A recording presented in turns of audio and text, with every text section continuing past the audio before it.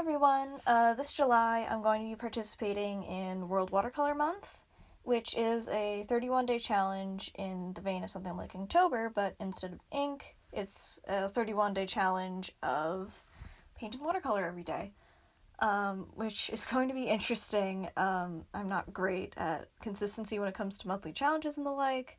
I gave up after a week the first time I tried Inktober, but this time I'm really focused on my goals for this World Watercolor Month. My first goal is to use up all of the paint in my Porcelain Studio palette.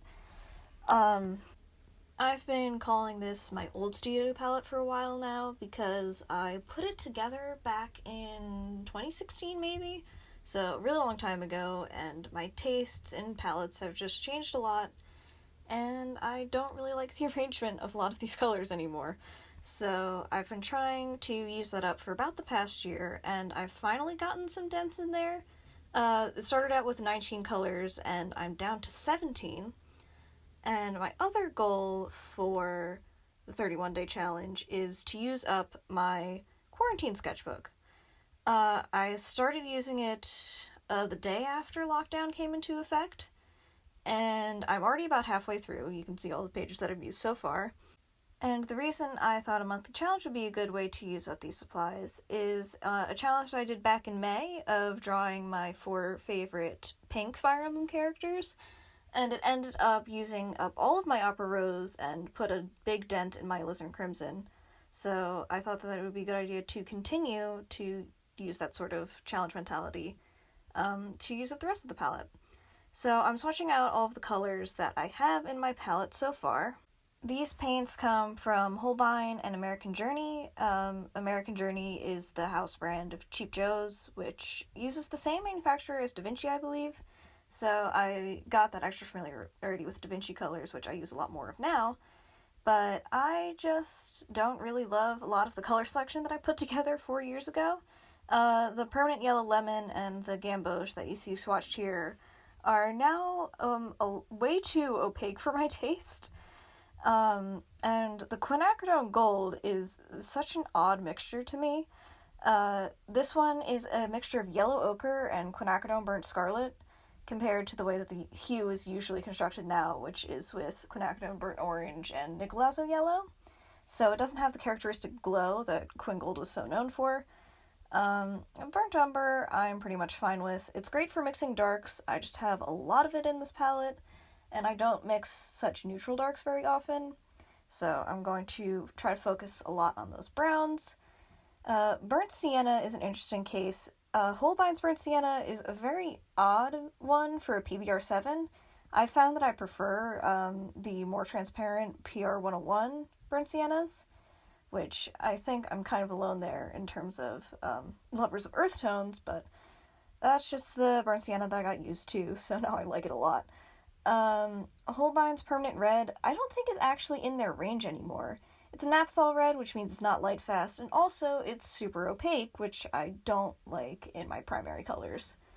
Alizarin Crimson, I love this color to death, but this pan is still completely full because it has a very high tinting strength, so I'm going to be painting a lot of red color schemes. Same with the Rambling Rose, which is the same as Da Vinci's Red Rose Deep. It's a delightful color, but I don't know how much I'll be using it in the future. Between this one and the Quinacridone Violet that's coming up, I feel like Quinacridone Magenta, which I just swatched out recently, is going to pretty easily subsume the roles that both of these colors had on my palette. But I still have to do a lot more testing on that, and I'm still perfectly content to keep using these colors. They just might not be my favorites in the future going forward. However, that's not at all the case for Ultramarine Violet. When I first got back into watercolor about a year ago, I was really kind of confused by it because it's not as vibrant as, say, like a Dioxazine Violet, which is the same sort of hue, but I've really fallen in love with the granulation, and I use it a lot for shadows. If you look at my Ellawood and Indian piece from the end of last year, I used a lot of Ultramarine Violet in the shadows, and it's just beautiful. So I'm going to be going through that one pretty quickly. The Royal Blue and the Ultramarine Deep, I'm almost out of. Those are palette staples for me. I love them, and I'm probably going to use those hues again in my next palette. Cobalt Blue, on the other hand, I'm not feeling so great about. It's expensive, and it's not a hue that I need very often.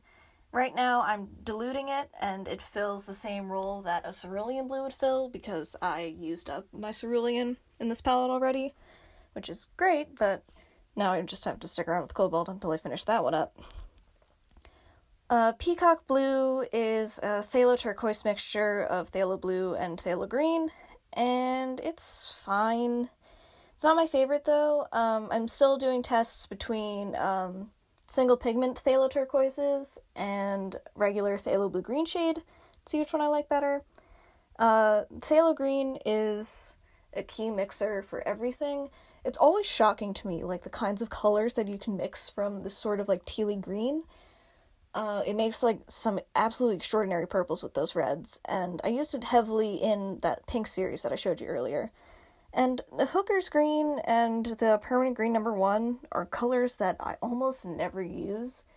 Warm greens just don't speak to me at all. I don't paint a lot of landscapes, and none of the characters that I paint really are served by those colors, except for maybe the browns that they mix when I neutralize them with reds, but even then, they're kind of situational. I don't outright dislike working with any of these colors, but I'm definitely going to be glad when my big palette is all cleaned up. And I really actually have 3 goals for this World Watercolor Month video series, and the third one is just making more videos. It's something that I haven't really done in a long time, and it's something that I definitely want to get a lot better at. I'm really interested to see how I can use video as a form of communication, and I would definitely like to experiment with filming and editing, and hopefully I learn a lot more as time goes on. Especially learning how to keep things out of frame that don't need to be in frame, like the masking fluid that's there. But yeah, here's to World Watercolor Month 2020, and cleaning off my desk. Bye. Thanks for watching!